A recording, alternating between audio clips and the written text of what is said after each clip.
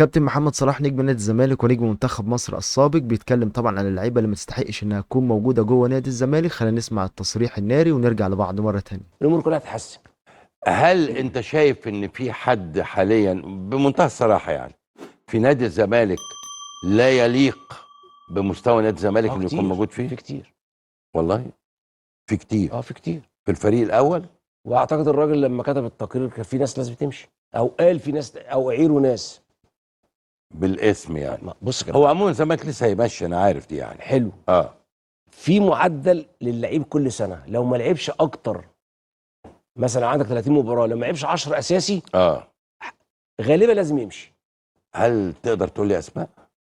اتفضل. مهاب، سيف، عاطف، مهاب ياسر وسيف فاروق. عاطف، محمد عاطف او احمد عاطف. دول ما انتجوش في الزمالك. مش عارف مين تاني، ان انا يعني انا عايز عبد الله وناصر. طب ما هو سيف كان بيلعب قبل كده وكان بينزل.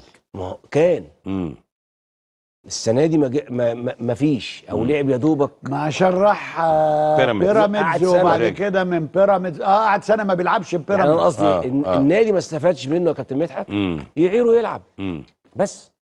يعني انت شايف الثلاثه دول تحديدا كان تفكيره وحش سيف نفسه، هو سيف اللي خلص على نفسه. لانه كان ممكن يستمر. هو كان بدأ يبقى عنصر مهم من نادي الزمالك، ينزل بيلعب بيظبط. فجأة قال لك انا عايز امشي. فجأة خد الاستغنى وراح جاله عرض مادي كويس عايز يعمل راح ما لعبش بيراميدز، راح قال لك انا مش عايز خدوا فلوسكم ومشوني، فما كسبش لا ماديا ولا فنيا. دي الحسابات لما تبقى مش منضبطه، لما تبقى يعني. وكمان يا كابتن مجدي، كابتن مدحت، الاختيارات ما انا عندي. يعني انا عارف ان مثلا محمد صلاح هيجي هيلعب مثلا 5 ماتشات، لكن انا عندي واحد هيلعب 20 ماتش. ليه اجيب واتكلف فلوس؟ انا قصدي مش عشان سيف، عشان الناس اللي بتيجي. ويمكن قلت لحضرتك في 8 جون في نص الملعب. انت مشيت 2 أو 3 منهم، ورؤى مشي مظبوط. فانت الخسران ماديا، والا لازم تستفيد من اللعيبه دي، تعيرها بره عشان ترجع لك وتلعب تاني، او تستفيد منها ماديا.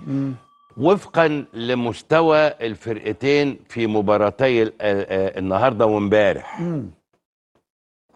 يعني هل انت لا هيكسب الزمالك؟ ده هو السؤال مش كده والله السؤال اللي هيساله كده. لا انا كنت هسألك انت خايف على الاهلي من انه خط؟ لا من انه خط من انه خط من خطوط نادي الزمالك، والعكس صحيح.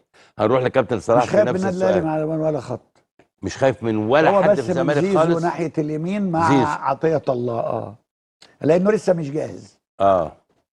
لسه كابتن مدحت السؤال كده صح؟ لا هو السؤال انا بساله بقول لا مش صح السؤال كده. طيب اتفضل. انت خايف من اي خطوط النادي الاهلي؟ خطوط نادي الزمالك. ما انا قلت هنروح للخط الاهلي بس الاول خط الزمالك. خط الزمالك من ناحيه زيزو ناحيه اليمين بس. طب هل هناك في نقاط ضعف انت شايفها بدون؟ زي ما حضراتكم سمعتوا كده، ده كان تصريح الكابتن محمد صلاح نجم نادي الزمالك السابق ونجم منتخب مصر الاسبق ايضا، عن طبعا اللعيبه اللي مش هيكون ليهم تواجد او اللي هم ما ينفعوش يكونوا موجودين في نادي الزمالك. لحد هنا ده كان نهايه الفيديو بتاعنا. اتمنى لو وصلت معانا النهايه تقدر تلايك على الفيديو، تشترك في القناه وتفعل جرس الاشعارات عشان نصلك كل جديدنا. دمتم في حفظ الله ورعايته، والسلام عليكم ورحمه الله وبركاته.